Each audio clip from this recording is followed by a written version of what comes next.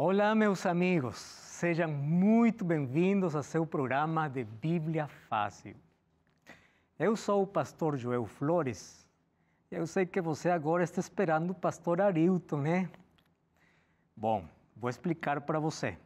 O pastor Arilton teve uma emergência familiar, ele não pôde estar aqui no programa, mas eu estou aqui, junto a 6 amigos que estão participando dessa temporada, para continuar falando sobre esse tema importantíssimo para a nossa vida, sobre o santuário. E eu sei que você já aprendeu muitas lições maravilhosas para a sua vida. Você já percebeu que Jesus é o nosso sacrifício, Ele é o nosso sacerdote, que nós agora estamos no juízo, todo mundo está sendo julgado, mas temos esperança, porque se Jesus é o nosso advogado, Ele é nosso amigo, então não temos por que ter medo do juízo. Tem muitas lições importantíssimas. E hoje vamos falar sobre mais uma lição sobre o santuário. Então, um abraço para você que está assistindo o programa, junto à família, ou você está sozinho ali, pega uma caneta, um papel, um caderno. Vamos estudar juntos esta lição importante sobre o santuário. Hoje eu estive orando por você. Estou orando primeiro para que Deus possa me dar a sabedoria para poder falar direito português e para que você possa compreender a mensagem. Mas também estou orando por você para que o Santo Espírito possa dar o entendimento para compreender a palavra de Deus. Você já sabe que aqui nós oferecemos um DVD, O Santuário, o Caminho de Deus. Aqui você pode se aprofundar sobre lições sobre essa temporada que já falamos aqui, sobre o santuário. Esse é o DVD que foi gravado em Israel. Você pode pedir ao número que aparece aqui na tela. Então, ligue agora, mande uma mensagem e vai de graça até a sua casa, tá bom? Muito bem, então, já que você está pronto ali, e nós estamos aqui também prontos, com Bíblia em nossa mão e disposição em nosso coração, vamos pedir a Deus que possa nos iluminar através da sua palavra. Oramos. Nosso Pai, muito obrigado pelo privilégio que temos de estudar a Tua Palavra. Que Teu Santo Espírito hoje possa abrir os olhos da fé para compreender muito melhor o plano que Deus tem para a nossa vida. Nos ajuda a compreender esta lição que fala sobre um ataque para o santuário. Mas como é que o santuário é atacado e como nós temos que tomar uma decisão agora? Pedimos que, por favor, Teu Santo Espírito nos leve a compreender essas verdades, em nome de Jesus. Amém. Muito bem, amigos. O tema de hoje é um ataque ao santuário. Nós já falamos aqui nessa temporada que o santuário real está lá no céu. Que o santuário que Deus mandou construir a Moisés era apenas uma coisa pequena da realidade maior que está no céu. Também compreendimos que no santuário está revelado o plano de salvação, o plano completo de salvação. Todo mundo fala, Deus é amor, Deus é o Salvador, mas qual é o plano de salvação? E para compreender muito melhor o plano de salvação, Deus revelou através de imagens, de figuras, né? Deus revelou através do santuário, do serviço do santuário, dos móveis do santuário, todo o plano que Deus tinha para salvar o homem. Então, como já compreendimos as verdades que o santuário nos revela, hoje vamos compreender que o santuário também é um lugar atacado pelo diabo. Olha só, o santuário celestial é o divino centro de operação na luta entre o bem e o mal. Você lembra onde começou o pecado? Lá no céu. Especificamente, onde começou? Dentro do santuário. Então, o diabo já começou atacando o santuário lá no céu. Por ser a morada de Deus, é o centro do governo de Deus. Por isso é que Satanás sempre atacou o santuário. Às vezes, ele próprio, outras vezes, através de seus agentes. Você sabe que o diabo, para levar adiante seus planos, sempre usa instrumentos humanos. A Bíblia apresenta que aqui na Terra ele levanta poderes humanos para ir em contra do povo de Deus. E agora vamos ver um poder que vai em contra do santuário de Deus. Por quê? Porque o diabo quer apagar todas as verdades que estão no santuário. O diabo não quer que o ser humano conheça o plano de salvação. Então, que coisa acontece? Ao longo da história, testemunhamos as investidas de Satanás contra o santuário. E podemos esperar que isso se repita com muito mais intensidade no tempo do fim. Na medida que avançamos no tempo, que chegamos para o fim do mundo, o diabo vai intensificar sua luta para apagar as verdades que são ensinadas através do santuário. E hoje vamos abrir a palavra de Deus e vamos comprovar através da história como o diabo quer conseguir esse plano que ele tem. Então, vamos abrir a palavra de Deus. O livro de 2 de Tessalonicenses, capítulo 2, verso 1 até o verso 4. Tá? 2 de Tessalonicenses 2, 1 ao 4.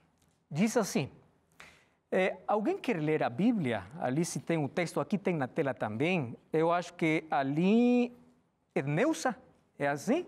Muito bem, pode ler, por favor, Edneusa. Irmãos, no que diz respeito à vinda do nosso Senhor Jesus Cristo, é a nossa reunião com Ele. Nós vos exortamos, ninguém de nenhum modo vos engane, porque isto não acontecerá sem que primeiro venha a apostasia e seja revelado ao homem toda iniquidade, o filho da perdição, o qual se opõe e se levanta contra tudo que se chama Deus ou é objeto de culto, a ponto de assentar-se no santuário de Deus, ostentando-se como se fosse o próprio Deus. Você já percebeu que nesse texto tem muitas características falando sobre um homem que representaria um poder usado por o próprio Satanás. Para quê? Para estar onde? Para sentar-se onde? No santuário de Deus, ostentando-se como se fosse o próprio Deus. Eu quero falar hoje sobre esse texto algumas coisas que chamam muito minha atenção.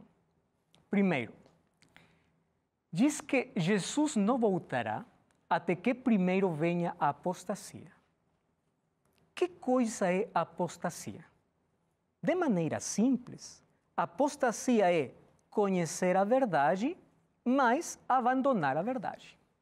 Isso é apostatar. Abandonar a fé. É isso apostasia. Significa que o homem de iniquidade conhece a verdade, mas abandona a verdade. Tá bom? É a primeira coisa. Número 2. Diz que ele é o homem da iniquidade, o filho da perdição. Você sabe que não é a primeira vez que aparece o termo filho da perdição? Você sabe que na Bíblia aparece um homem que também foi chamado filho da perdição? Olha só, João capítulo 17, verso 12. Diz assim: quando eu estava com eles, guardava todos no teu nome.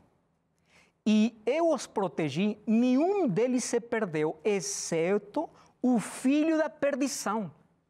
Quem era o filho da perdição? Aqui, no livro de João, Judas.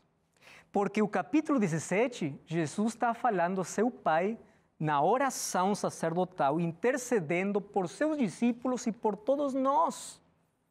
E o filho da perdição, quem é? É alguém que estava ao lado de Jesus. Alguém que comia do mesmo prato onde comia Jesus.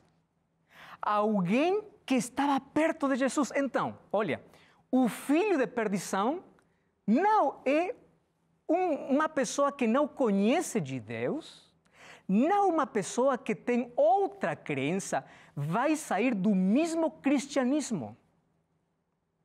Isso diz o texto. Ele conhece a verdade. Assim como Judas esteve perto de Jesus, este homem vai sair dentro do cristianismo, mas vai apostatar, ou seja, vai abandonar a fé. De que está falando então? De um poder religioso. Filho da perdição. E onde se vai sentar? No santuário de Deus, para dizer que ele também é Deus. Para nos conhecer quem é esse poder, de quem está falando aqui a Bíblia, você sabe que a Bíblia nós temos que ler como toda, né? Antigo e Novo Testamento. Você sabia que no livro de Daniel, capítulo 7, já falava sobre um poder religioso que teria essas características? Por favor, eu vou fazer aqui um resumo, mas eu quero que você possa me acompanhar ali, registrando as coisas que vou falar. Olha, aqui a Bíblia, resumindo o que diz o apóstolo Paulo, diz que se levantaria um poder arrogante, se sentaria no santuário de Deus, assumiria o lugar de Deus na adoração, usurparia as prerrogativas de Deus, e para saber qual é esse poder, vamos ter que ir à Bíblia e à história, tá bom? Porque a Bíblia sempre fala o que vai acontecer na história. E na história confirma o que a Bíblia já diz. Isso é maravilhoso da Bíblia, né? O capítulo 7 do livro de Daniel fala sobre 4 bestas, 4 poderes, representados por um leão, por um urso, por um leopardo e por uma besta que Daniel fica muito assustado porque não dá para descrever. Bom, quando nós lemos essa profecia, encontramos que está falando sobre os 4 impérios que teve o mundo. O leão representava quem? A Babilônia. Tinha asas, essas asas foram arrancadas, significa quando o rei Nabucodonosor morreu, perdeu sua glória, perdeu sua conquista, Babilônia começou a cair. E logo foi conquistado por os medos e pelos persas. E quando eles foram conquistados, este urso tinha ali 3 costelas ali na boca, significava as 3 maiores vitórias dos medos e dos persas, que foram Egito, Babilônia e Lídia. Mas, depois do ano 331, apareceu Alexandre. Este homem conquistou o Medo-Persa e ali se formou o Império Grego. E esse império conseguiu governar o mundo até o ano 168 depois do nascimento de Jesus. Mas o que aconteceu no ano 168? Ali numa batalha, perderam contra os romanos. E o Império Romano foi o império mais cruel da história. Jesus, quando veio aqui na Terra, veio nascer e morrer em que império? Império Romano. O Império Romano eram cruéis. Eles matavam cristãos, enchiam os coliseus de pessoas para ver morrer os cristãos. Nós já conhecemos isso pela história. Muito bem, mas perceba o seguinte, vamos a Daniel capítulo 7, verso 8. Olha só o que acontece.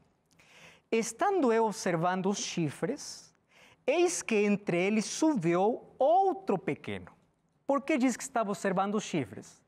porque a quarta besta tinha 10 chifres na sua cabeça. Então, o que mais chamou a atenção a Daniel, qual foi? Os chifres. E diz assim, eu estava observando os chifres, eis que subiu outro pequeno, diante do qual os 3 primeiros chifres foram arrancados.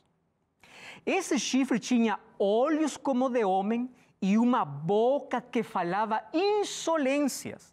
Verso 21, vamos continuar lendo. Diz assim, verso 21. Eu olhava e eis que este chifre fazia guerra contra os santos e prevalecia. Que coisa mais disso? O verso 23 diz assim, verso 23. Então ele diz, o quarto animal será um quarto reino na terra, qual será diferente de todos os reinos, devorará toda a terra, pisará os pés, fará pedaços, e os 10 chifres correspondem a 10 reis que se levantarão daquele mesmo reino, e depois dele se levantará outro, o qual será diferente dos primeiros. Então, esse chifre pequeno que sai da cabeça do quarto animal, que representa Roma, que coisa vai fazer? Verso 25.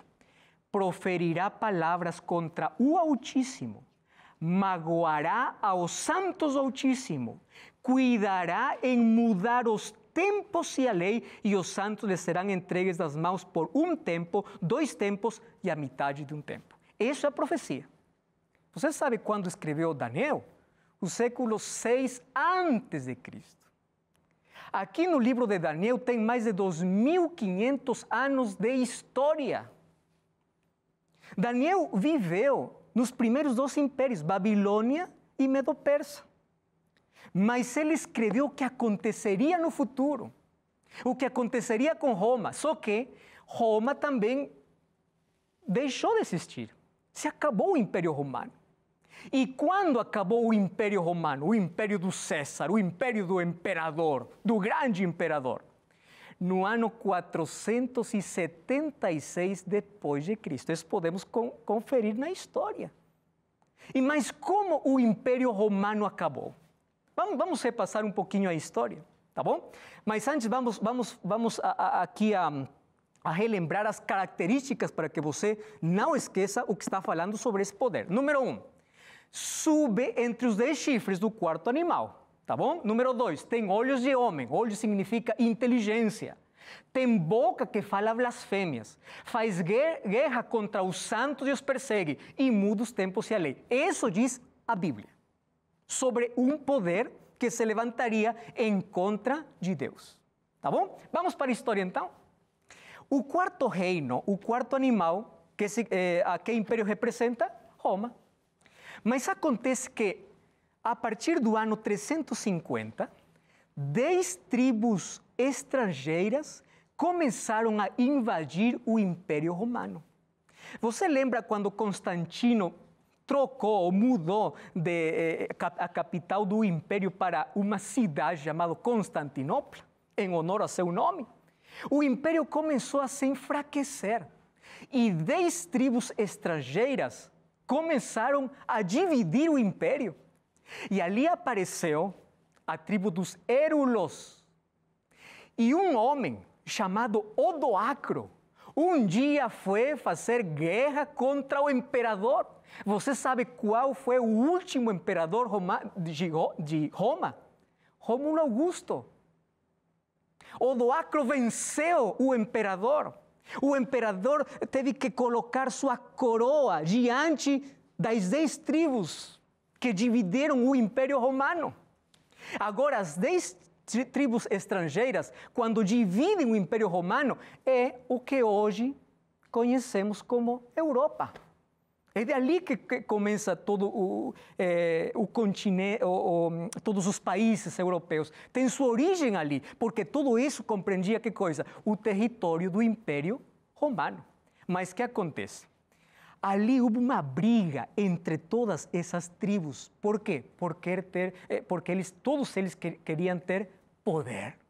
Você sabe que a maior briga, a luta do mundo é pelo poder. Cada um quer governar. Então, nessa luta, aparece um homem chamado Teodorico. E Teodorico vence a Odoacro, quem foi que conquistou para Roma, ou a Rômulo Augusto. E quando vence, acontece uma coisa meia estranha, esquisita ali. Eles estavam em contra da religião, especialmente do obispo. Nesse tempo, na história, aparece outro homem chamado Clodoveo. Clodoveo começa as primeiras guerras papais. E ele começa a querer apagar, eliminar a todos aqueles que estão em contra do obispo. E sabe que coisa acontece? Das 10 tribos estrangeiras, 3 sumem. Assim como diz a profecia, 3 são arrancadas. E como são arrancadas? São eliminadas nessas guerras. Mas, quando já não tinha ninguém que estava em oposição, no ano 533, Justiniano diz assim: o obispo de Roma, ele é o mais importante de todo o império. Você sabia que os imperadores, eles acreditavam ser deuses? Você sabia qual era o título que os imperadores tinham? Sumo Pontífice. E você sabe que quando o imperador saiu da cena, quem apareceu ali em Roma? O Papa. Poder religioso. Conhecia, claro, todas as verdades bíblicas. E a partir do ano 538, aparece a maior perseguição para os cristãos. Sabe quanto tempo durou? 1260 anos, que você pode conferir na história.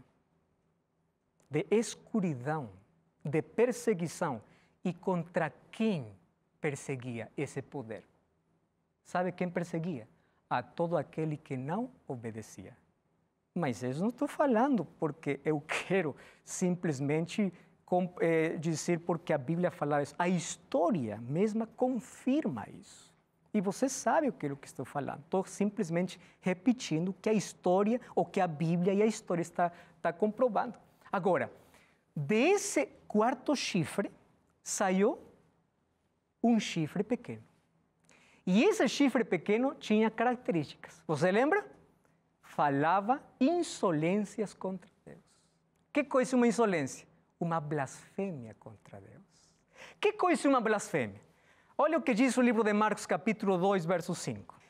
Vendo a fé, Jesus diz para o paralítico: Filho, os teus pecados te são perdoados. Mas alguns dos escribas estavam assentados ali e arroçoavam em seu coração: por que fala deste modo? Isto é blasfêmia. Quem pode perdoar pecados, senão Deus?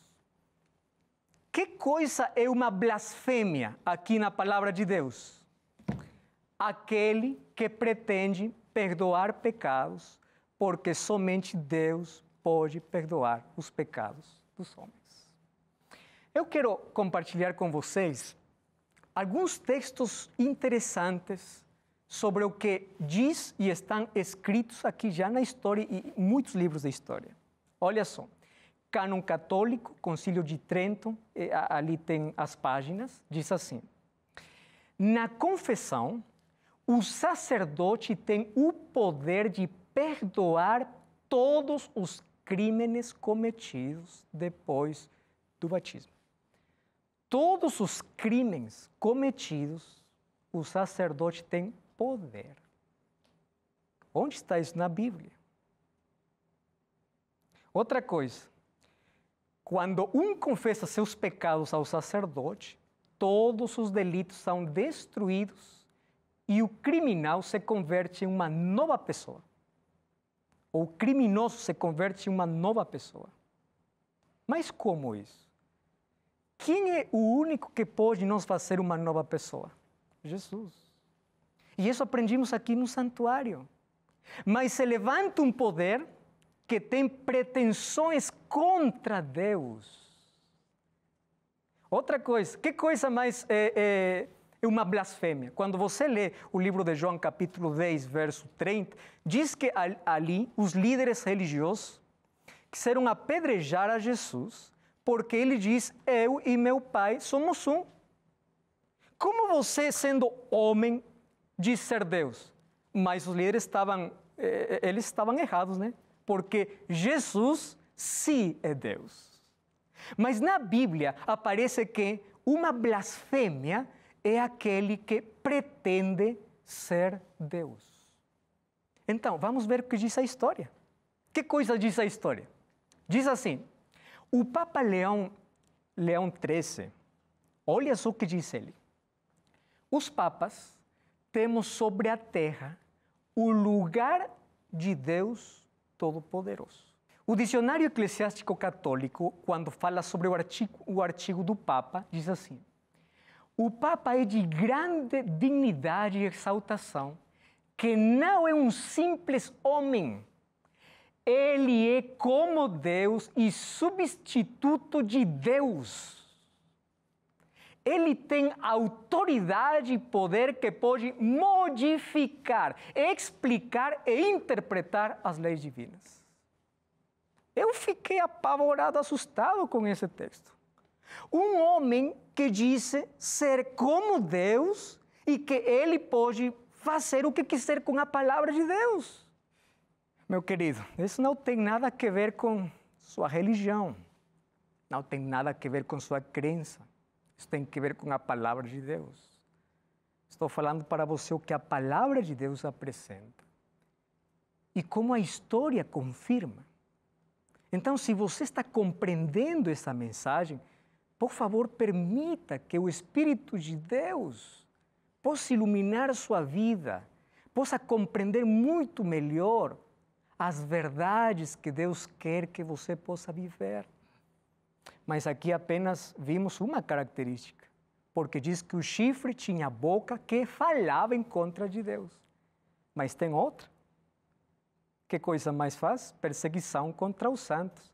E outra coisa, muda a lei de Deus. Isso vamos ver daqui a pouco. Então, você aguarda ali, vamos para uma breve pausa e já voltamos aqui em Bíblia Fácil.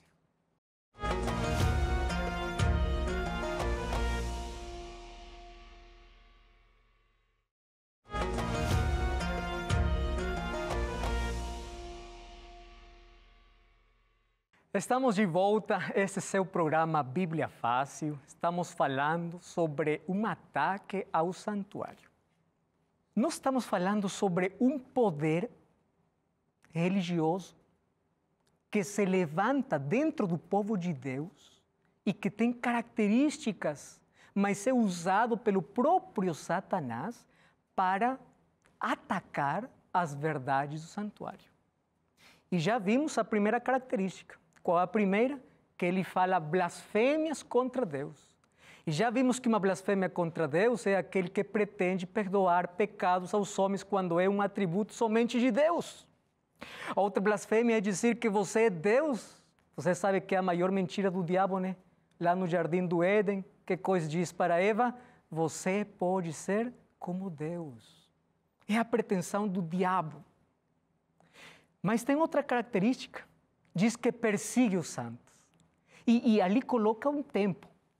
Como coloca o tempo? Diz por um tempo, 2 tempos e meio tempo. Se nós somamos tudo, são 3 tempos e meio, né? Mas na Bíblia também aparece no livro de Apocalipse, capítulo 12, que esse poder persegue aos santos, persegue a igreja de Deus por 42 meses. Mas como isso? Tempo, metade de um tempo, que significa 3 anos e meio, e aqui diz 42 meses. É muito fácil. Olha só, um tempo, 1 ano. 2 tempos, 2 anos, meio tempo, meio ano.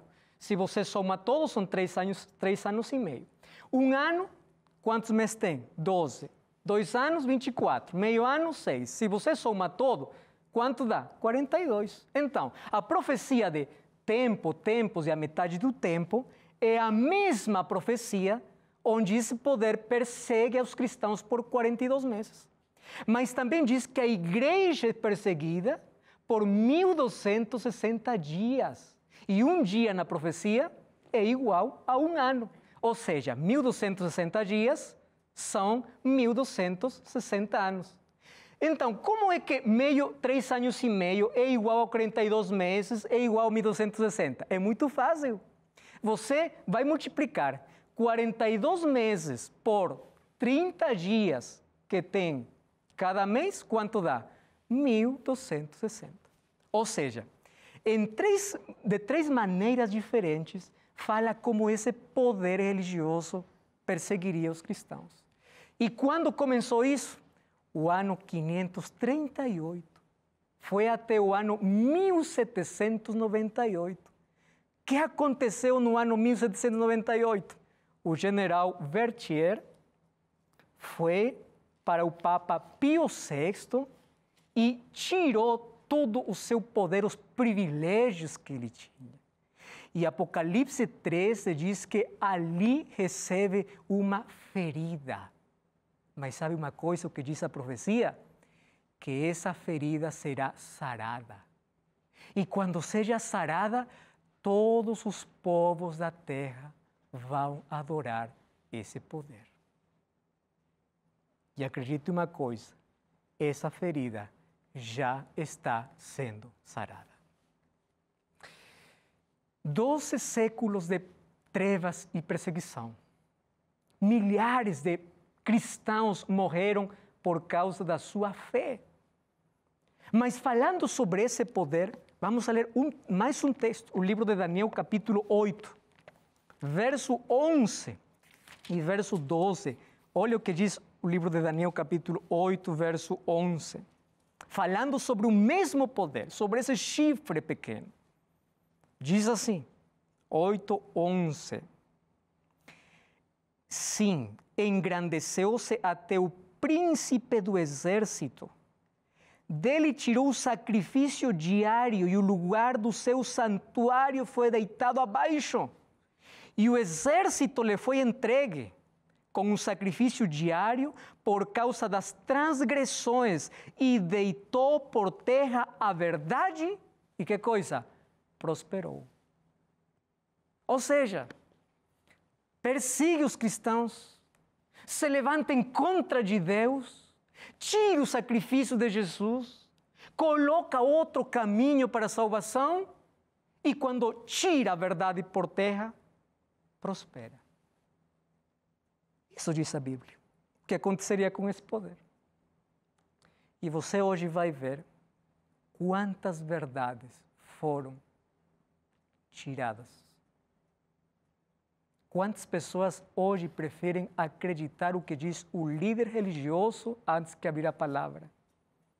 Por isso, minha pergunta é para você: onde está fundamentada a sua fé? Na palavra de Deus? O que diz o pastor, o que diz o líder, o que diz o sacerdote? Hoje vivemos um tempo onde as pessoas dizem: isso é o que eu sinto, mais acreditam nos seus sentimentos que na palavra de Deus. É o que o pastor diz. Que sua fé esteja fundamentada, é o que a palavra de Deus diz. Essa é a rocha firme. Por favor. E olha só, muitas verdades foram tiradas por terra. Vamos ver algumas. O sacrifício único e completo de Jesus Cristo passou a ser blasfemamente repetido através do sacrifício da missa. Vou falar uma coisa que é interessante. A Bíblia fala sobre a ceia do Senhor, que nos faz lembrar o sacrifício de Jesus. Mas é o símbolo, quando nós participamos da ceia do Senhor, participamos dos símbolos daquele que representa a sangue de Jesus e o corpo de Jesus. Mas na missa, você sabe que coisa é uma missa? Olha só o que diz o Catecismo, página 381. Pode ler, por favor, por gentileza. Então, Cláudia, pega ali o microfone. O Concílio de Trento definiu, pela consagração do pão e do vinho, opera-se a mudança de toda a substância do pão na substância do corpo de Cristo nosso Senhor, e de toda a substância do vinho na substância do seu sangue. Essa mudança, a Igreja Católica denominou-se com acerto e exatidão transubstanciação. Catecismo 381. Obrigado, Cláudia. Que coisa se celebra numa missa?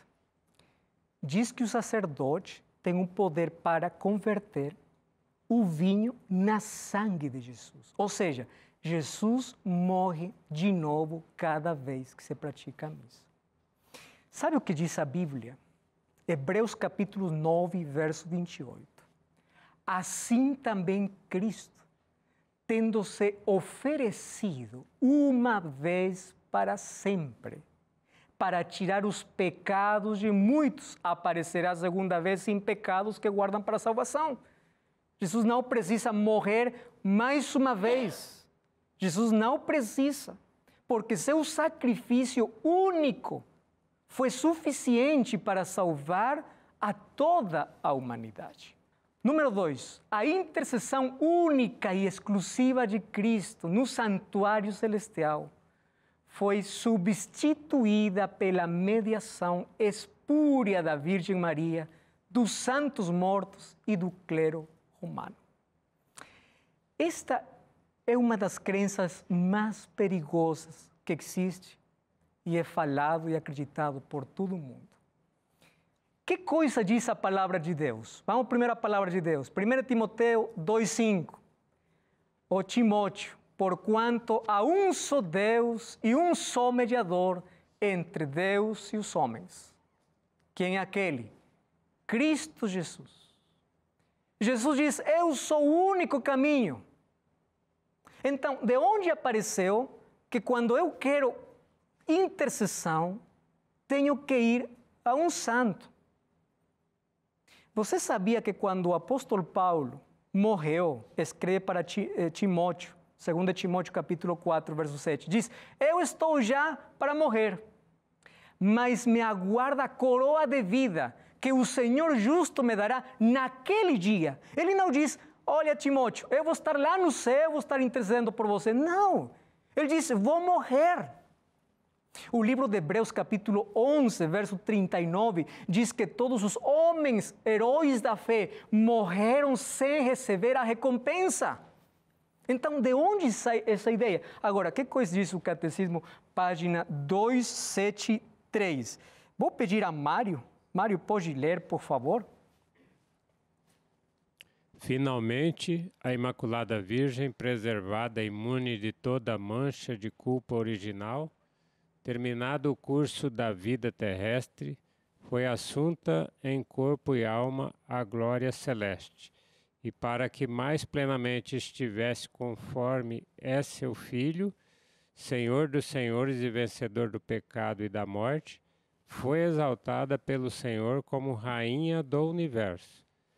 A Assunção da Virgem Maria é uma participação singular na ressurreição de seu Filho e uma antecipação da ressurreição dos outros cristãos. Você sabe que esse não tem uma base bíblica. Muitos confundem Apocalipse capítulo 12, dizendo que a visão que recebe João é Maria, quem aparece ali. Mas ali está representando a igreja de Deus. Porque essa mesma mulher que foi atacada pelo dragão, logo é perseguida por 1260 anos. Então não pode ser Maria. Então não tem uma base bíblica. E tem muitas pessoas que hoje vão, em lugar de ir para Jesus, vão por outro caminho. Esse é perigoso. Tirar Jesus do seu lugar para colocar outra pessoa ali.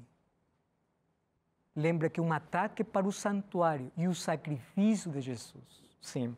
Pastor, e como se explica os vários milagres que os crentes fiéis, justos, Sim. né, sinceros, acreditam receber da Virgem Maria ou de algum Verdade. santo? É uma boa pergunta. Você sabe que não todo milagre vem de Deus? Não. Eu vou fazer aqui uma ilustração bíblica. Quando Moisés e Arão foram para o faraó, fizeram milagres. Mas também, ali os magos, os que participam da magia, do faraó, magia, fizeram os mesmos milagres ou parecidos. Agora pergunto, era milagre sim, mas qual era de Deus e qual não era de Deus? O de Arão era de Deus. Isso mesmo. Então, se eu coloco minha fé mais no milagre que o que a Bíblia diz, eu estou por um caminho perigoso. Por que motivo? Porque o livro de 2 Coríntios diz assim que o diabo pode se transformar até em um anjo de luz. Então, isso significa que muitos milagres vão acontecer. E agora eu vou dizer aqui uma coisa com muito carinho. Eu tenho muitos amigos católicos, muitas pessoas sinceras, honestas, que pedem um milagre para a Virgem Maria e acontece, mas também muitos desses milagres vêm de Deus. Sabe por quê? Porque muitas das pessoas são inocentes, não conhecem a verdade, mas quando a verdade chega para seu coração, eles deixam de fazer isso e vão direto para Deus. Mas minha fé não pode estar no milagre, mais que na palavra de Deus. E se a palavra de Deus diz que somente Jesus é meu intercessor, somente a Ele tenho que pedir, então eu não posso tomar outro caminho. Outra coisa, olha só, doutrina de confissão auricular. Nós já falamos sobre isso, né? Como alguém se coloca em lugar de Deus para perdoar pecados. Você sabe que o perdão funciona em duas direções, né? Vertical, eu e Deus, e horizontal, eu e o meu próximo. Se eu te ofendi, eu vou te pedir perdão porque eu te ofendi. E você vai me perdoar porque é um filho de Deus e não quer rancor no seu coração. Mas se eu pequei contra Deus, eu não posso ir a outro ser humano para pedir perdão. Tenho que pedir perdão a quem? A Deus. É Ele que me perdoa. Então, o perdão funciona em duas direções. Vertical, eu e Deus. Horizontal, eu e meu próximo. Por isso o livro de Tiago diz que temos que perdoar as faltas os uns para os outros. Que tipo de perdão está falando? Dessas ofensas que nós temos entre seres humanos. Outra coisa, olha só, a guarda do sábado, o quarto mandamento da lei de Deus, guardada dentro da Arca do Santíssimo, foi substituída pela observância pagada do domingo. Você já sabe a história, né? O ano 321 apareceu a primeira lei dizendo que os cristãos têm que guardar o dia domingo. Mas de onde vem essa crença? Você sabia que Constantino, o imperador Constantino, ele era um mitraísta? O mitraísmo era uma religião onde se adorava o sol. Mas ali a igreja cristã no século IV diz, não, nós vamos observar o domingo porque é o dia que Deus ressuscitou. Só que acontece um problema. Sabe qual é o problema? A lembrança da ressurreição de Jesus não é a mudança de um dia. Quando você vai para o livro de Romanos, capítulo 6, verso 1 ao verso 4, sabe o que diz? Que a lembrança da morte e a ressurreição de Jesus é o batismo. Porque assim como nós somos batizados, morremos e ressurgimos para uma nova vida, lembrando a morte e a ressurreição do Senhor. Jesus ressuscitou dentre os mortos, diz assim o Catecismo 568, no primeiro dia da semana. Enquanto o primeiro dia, o dia da ressurreição de Cristo, lembra a primeira criação. E aqui tem uma coisa meio estranha, diz assim, enquanto o oitavo dia, a semana somente tem 7 dias, mas diz assim, enquanto o oitavo dia, que segue o sábado, significa nova criação, inaugurada com a ressurreição de Cristo, para os cristãos se tornou o primeiro de todos os dias, a primeira de todas as festas, o dia do Senhor. Mas a Bíblia apresenta mais de 104 textos bíblicos falando sobre o sábado como o dia do Senhor. E tem muitas pessoas que dizem, mas o dia não importa, você pode escolher o dia que você quiser. Quando você vai para o livro de Isaías, capítulo 58, verso 13, sabe o que diz? Deus chama para o sábado meio-dia. Quando você vai para o livro de Marcos, capítulo 2, verso 27, diz que o Filho do Homem é o Senhor do sábado. Quando você vai para a semana da criação, você vai encontrar que todos os dias somente diz, foi a tarde e a manhã, mas quando chega para o sétimo dia, diz que Deus repousou, abençoou e santificou. Sabe o que significa santificar? Separar. Isso não fala para os outros dias. Então, não é qualquer dia. Alguém que diz, não importa, o importante é que você vai para Deus.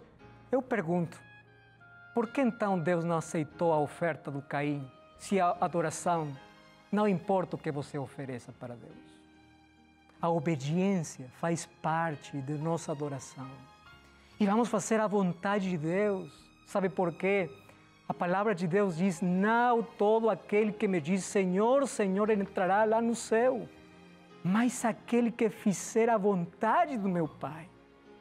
E você sabe onde você descobre a vontade do Pai? Na palavra de Deus. É provável que você, agora, neste momento, com essas verdades que você está compreendendo, você esteja muito chocado, porque muitas coisas mexem com suas crenças. Mas eu quero dizer uma coisa, é melhor obedecer a Deus, é melhor fundamentar nossa fé em Deus, é melhor que Jesus Cristo seja o fundamento de todo. Então, por favor, repasse as suas crenças. E no mundo onde a verdade é tirada, onde a mentira cada vez cresce, por favor, faça parte dos planos de Deus. Não permita, você não pode ficar contente somente com ouvir uma mensagem. Vai conferir com a Bíblia. Vai conferir na Bíblia. Abra a Bíblia. E, por favor, quando abre a Bíblia, não vai como um turista, vai como um explorador. Aprofunde seu conhecimento na palavra de Deus e Deus vai mostrar o caminho para a sua vida. Deus vai iluminar seu coração. Deus vai tirar você das trevas. Deus vai levar para o seu povo, porque existe um povo aqui na terra que restaura a verdade, que proclama a verdade, e você é chamado também para formar parte desse povo. Então eu faço um convite para você. Se tem algumas coisas aqui que hoje falamos que não estão de acordo com o que a palavra de Deus diz, por favor, abandone isso, mas não abandone a fé. Apostasia não é abandonar a igreja, apostasia é abandonar a palavra de Deus. Faça parte do povo, da família, da igreja que obedece à palavra do Senhor. Você tem que se colocar de parte de Deus. Vamos ouvir uma linda música. Os Meireles vão cantar uma linda música hoje. Enquanto eles cantam, eu vou estar orando por você. E vou pedir que você coloque seu coração nas mãos de Deus. Peço que Deus possa guiar pelo caminho, pelo único caminho, que é Jesus Cristo.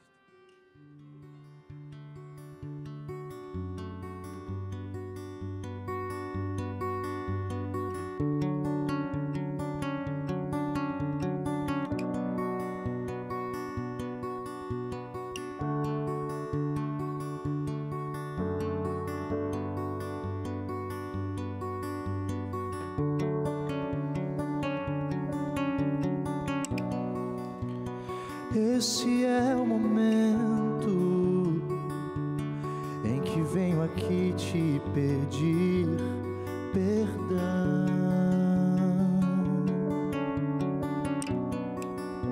Depois de uma série de tentativas, falhas e frustrações,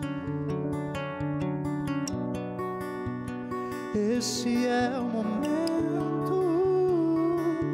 em que as palavras fogem e o véu se abre.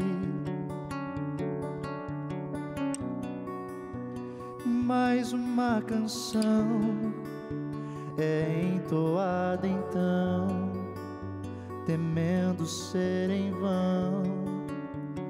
Quanto amor por uma gota d'água em um mar, Eu me escondo, mas teu olhar consegue me encontrar. E eu me pergunto se algum dia eu fiz por merecer tanto amor, por uma gota d'água em um mar. Tanto amor, por uma gota d'água em um mar.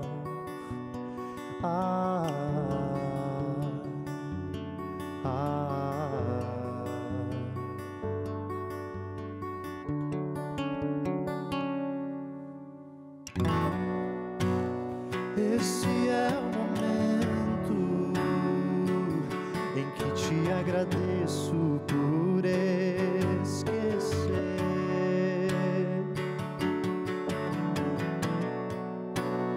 todos os meus erros que havia prometido não cometer.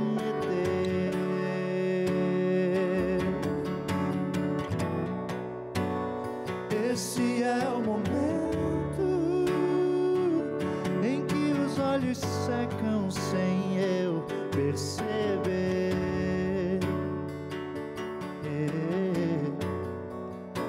E mais uma canção é entoada então, porém não é em vão. Quanto amor por uma gota d'água em um mar. Eu me escondo, mas teu olhar consegue me encontrar. E eu me pergunto se algum dia eu fiz por merecer tanto amor, por uma gota d'água em um mar. Tanto amor, por uma gota d'água em um mar. Quanto amor, por uma gota d'água em um mar. Eu me escondo, mas teu olhar consegue me encontrar. E eu me pergunto se algum dia eu fiz por merecer tanto amor, por uma gota d'água em um mar. Tanto amor, por uma gota d'água em um mar.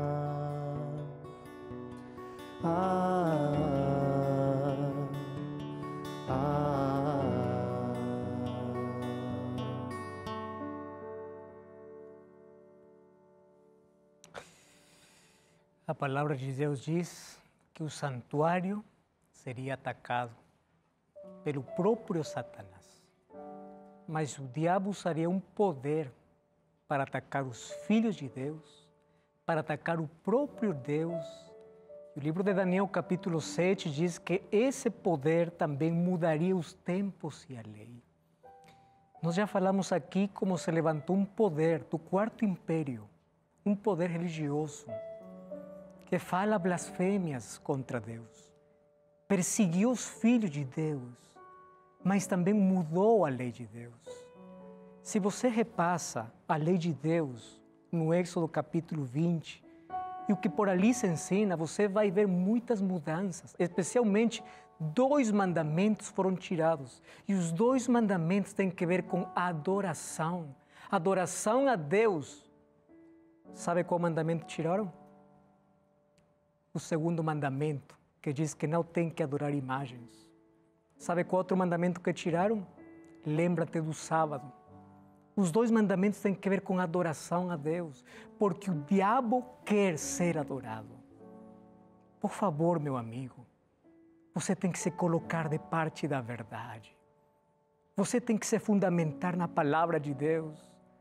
Não diga que a lei de Deus já foi acabada, já não tem mais agora. Apocalipse capítulo 12, verso 17 diz que o diabo sempre está irado contra aqueles que guardam os mandamentos de Deus. Ponha-se de parte de Deus. Coloque sua vida nas mãos de Deus. Se esse é o que seu coração quer, feche seus olhos. Pai querido, colocamos nossa vida nas Tuas mãos. Colocamos nosso coração em Ti. Queremos seguir a Tua verdade. Queremos restaurar aquelas verdades que o mundo esqueceu. Por isso, hoje, queremos ser leitores da Tua palavra, mas queremos fazer a Tua vontade. Nos ajuda a tomar uma decisão por nos manter de parte da verdade, não de parte de uma igreja, de um líder, mas de parte da Tua palavra. Nos ajuda, por favor. Em nome de Jesus. Amém.